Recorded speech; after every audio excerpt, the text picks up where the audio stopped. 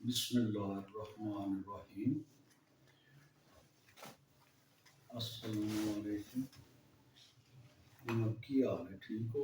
Career सेहत भी है? ठीक है। अगे असी जी मैं वीडियो अपलोड की थी वाटर लैवल के मुतलक सी बुनियादा वाटर लैवल बुनियादा का करना किस तरीके नाल है ये अज तुहानूं समझाना। जिस वक्त ले आउट कर लवो बिल्डिंग की, अगर तुसां 2 फुट खुदाई करनी है तो 3.5 फुट के सरिये कट लो 4। अगर 3 फुट करनी है तो 4.5 फुट के कट लो। अगर 4 फुट करनी है तो 5.5 फुट के सरिये 4 कट लो। 4 सरिये कट के उन्होंने 1 फुट जमीन के उत्ते रखने तो बाकी सारा थले ठोक देना। जिस वक्त थले ठोक देना तुसां तो उहदे 4 सरियां दे नाल वाटर लैवल के निशान तार नाल ला लेने। तार बननी जिथे वाटर लैवल का निशान आवे उत्थे सरिया बनने वाली तार का वल दे लेना। उत्थों फिर तुसां 3.5 थले जाना है, 2 जाना है, 4 जाना है। वो खुदाई होंदी जाएगी तो सरिये नूं नापदिया जाना तुसां। और उन्हां सरिये जिहड़े कार्नल ते बन्ने ने तुसां उहदे नाल डोरियां बन लेनियां।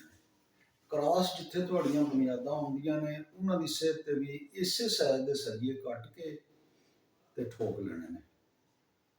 और उन्हां नाल भी क्रॉस डोरियां बन लेनियां ने सेहत वास्ते, चूना सट लेना।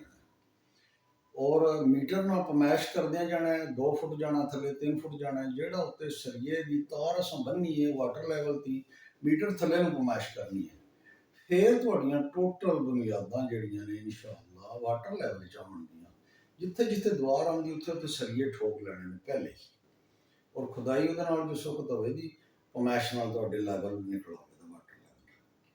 उसके बाद ये तुसां गैड़ा जितना पाना है वो भी सरियां की पमैश करके डाउन चैक कर लेना कि 6-6 इंची सारे पासे गैड़ा, क्योंकि वाटर लैवल के निशान तुहाडे सरिये कोले लगे होंदे। उत्थों तुहाडा एक पॉइंट का भी फर्क नहीं आएगा। ठीक हो गया जी। अच्छा, ये तो बुनियादां दा क्लीयर हो गया। उसकी अगे जिस वक्त तुसां DPC पानी है, जिस भी लैवल ते आके डोर लैवल तुहाडा 4 फुट ते है, 5 फुट ते है, 3 फुट ते है, DPC नहीं पानी।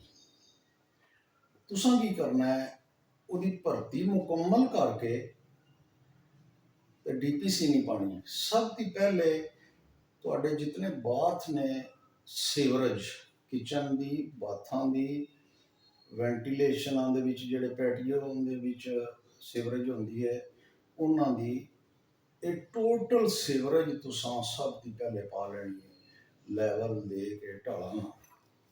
ये सीवरेज तुहाडी कामयाब होगी।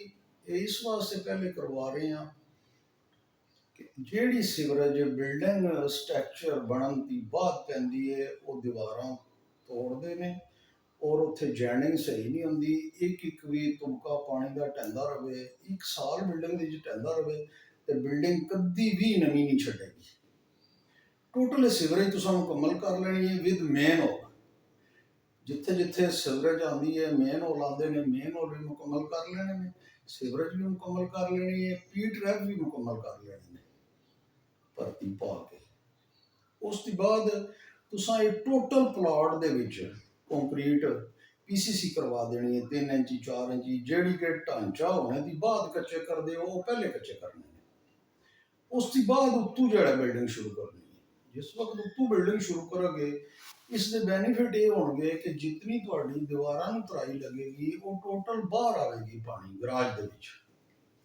वो भर्ती विच पानी नहीं जाएगा, भर्ती गिल्ली नहीं होएगी, नमी नहीं चढ़ेगी दीवारां नूं। जिस वक्त बिल्डिंग तुहाडी फाइनल होंदी है रंग करदे हो तो नमी थल्लियों चढ़ती है। फिर इस वास्ते चढ़ती है कि जितनी तराई लगती है वो भर्ती दे विच पानी रहिंदा है।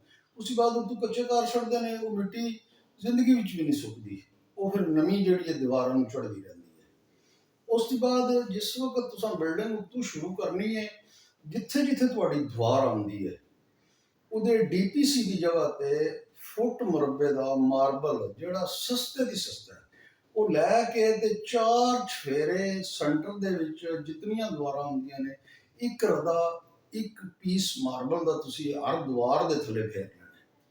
ਜ਼ਿੰਦਗੀ ਵਿੱਚ ਵੀ ਇਨਸ਼ਾਅੱਲਾ ਨਮੀ ਨਹੀਂ ਆਵੇਗੀ, ਔਰ ਜ਼ਿੰਦਗੀ ਦੇ ਵਿੱਚ ਬਿਲਡਿੰਗ ਕਰੈਕ ਨਹੀਂ ਆਵੇਗੀ ਵਾਟਰ ਲੈਵਲ ਦੇ 'ਚ ਅਗਰ ਰੱਖੋਗੇ ਤੇ। ਇਨਸ਼ਾਅੱਲਾ ਇਹ ਤੁਹਾਨੂੰ ਅੱਜ ਦੀ ਤਰਤੀਬ ਹੈ ਜਿਹੜੀ ਦਿੱਤੀ ਹੈ, ਅਗਰ ਇਸ ਦੇ ਮੁਤਾਬਕ ਬਿਲਡਿੰਗ ਬਣਾਓਗੇ, ਇਨਸ਼ਾਅੱਲਾ ਬਿਲਡਿੰਗ ਜਿਹੜੀ ਹੈ ਕਦੀ ਵੀ ਕਰੈਕ ਨਹੀਂ ਹੋਏਗੀ, ਕਦੀ ਵੀ ਉਹਦੇ 'ਚ ਨਮੀ ਨਹੀਂ ਆਏਗੀ। ਮਜ਼ੀਦ ਕਿਸੇ ਵੀ ਮੇਰੇ ਭਰਾ ਨੂੰ ਅਗਰ ਇਸ ਚੀਜ਼ ਦਾ ਨਹੀਂ ਪਤਾ ਚੱਲਦਾ, ਇਹ ਜ਼ਿਲ੍ਹਾ ਗੁਜਰਾਤ ਦੀ ਅਸੀਂ ਵੀਡੀਓ ਅਪਲੋਡ ਕਰ ਰਹੇ ਹਾਂ।